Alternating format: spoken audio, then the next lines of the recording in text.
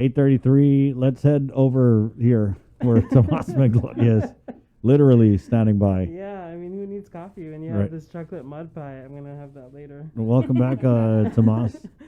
Yeah, so we have our daily question. Yesterday we asked, should the war claims law remain expanded to the potential thousands of individuals now eligible because of the legislative error that we've been reporting on throughout the last day or two. And I wanted to share some responses. Bonita Guahan over on Instagram direct messaging us saying yes, she would like to see that. Cheryl over on Instagram also commenting on our post saying absolutely. Ty over on our Instagram page says legislative error ... What an embarrassment, he comments. And the last comment we wanted to share with you today comes from Mary, who says, I have always felt that all those who endured the war should receive compensation. So I wanted to share that daily question response with you today. And then we're going to post a new question at 10. And if you missed that, it'll be at 6 on prime time as well. And so you have that to look forward to. And also, I just wanted to share, Chris and Bree, that we did an interview yesterday with the Marianas Alliance of NGOs. Their leadership. Wait. Hold on, Tomas. The Marianas Alliance of NGOs. Is that like an acronym? Is it spelled? Mango. Oh, my God. It spells mango. Yeah, and so they got a huge grant, and they've actually been in operation for the past 11 years, and we got to catch up with their leadership, and they have about I think it was close to around 40 members of NGOs, and in this pandemic we've seen how important NGOs, nonprofits are. So that full interview is on YouTube, that you can catch that, and then of course if there's time we'll catch it on the link as well. Any new developments in things NMI? Well, at 10:30 this morning is around 10 a.m. is the deadline for Governor Ralph Torres's executive assistant Frances de la Cruz to submit her written affidavit. As we know, as we've been reporting, through her attorney, she says that she's immune from testimony in the House Legislative Probe because she is an executive assistant. So the compromise that they're having after about an hour of back and forth with the lawyers in the House and her attorney is to have a written affidavit. And so at 10:30. That should be streaming live, and we'll bring you the latest on that on prime time as well. And so we'll see what her written response is. We asked for a copy. The legislators are interested in hearing about travel protocol. Obviously, Governor Torres's travel being called into question, his first class travel, and also just some other documents that she would know about as an executive assistant. Right. So what was the deal with former Guam Senator Will Castro? I remember he did a story. Were they just discussing subpoenaing him? No, they approved the subpoena. Okay. Now the execution is different. They have yet to schedule that, though when we asked the chair, Representative Selena Babata, about it, she said that they're hoping to execute and schedule his... They're not going to execute him, guys. It just they mean to execute issue the subpoena. They're using the word execute the subpoena. I mean, I know you don't like us Guam people, but that's just a little harsh. That is not true, Chris. but yeah, so that we're waiting for that, and of course also, like, for example, right, Governor Torres's subpoena was approved. That hasn't been issued yet, and so we're waiting to see the schedule for that.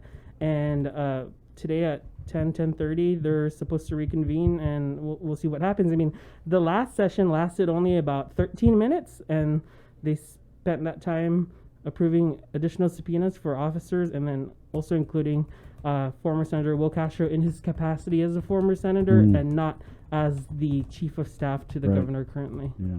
And just to give people a little bit of background on this, the accusations and allegations against the sitting NMI governor, it's not just relative to buying hot Cheetos and giving Will Castro a bottle of scotch. We're talking about significant questionable expenditures. Some of the expenditures called into question: his utility bills in the thousands, his use of public safety boats for personal protective service officers as well.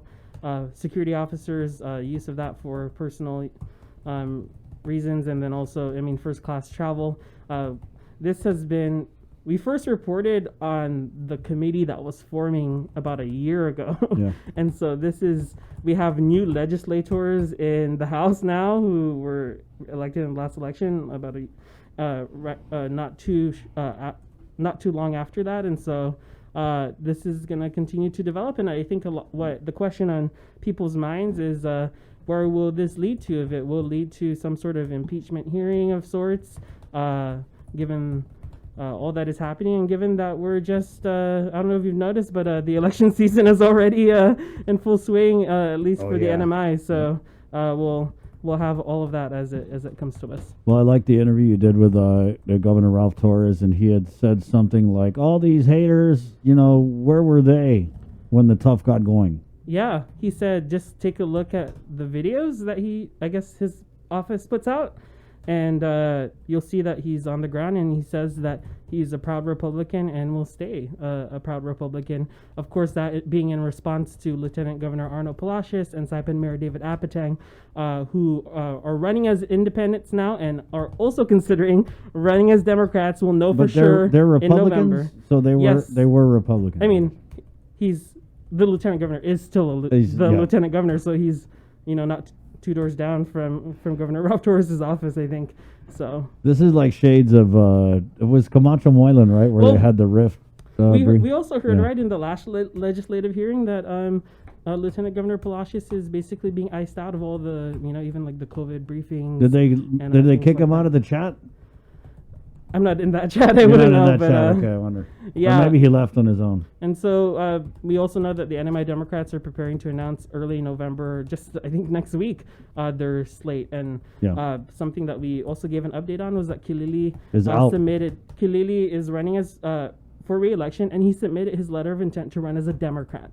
And so we know that the Democratic slate is something people are going to be looking at because of Kilili's endorsement and letter of intent to run as a Democrat. That's so interesting. So Kilili has announced his intention. He's going to run for Congress again. Yes. Right? And that puts a squash on all the rumors about him running for governor. Right. It's something he said that he was considering. Yes, and in his letter that he sent to KOAM, he explained that, he believes his best service is in Congress, and I don't think that comes as a surprise, as he's one of the more senior members, especially when it comes to non-voting delegates from U.S. territories.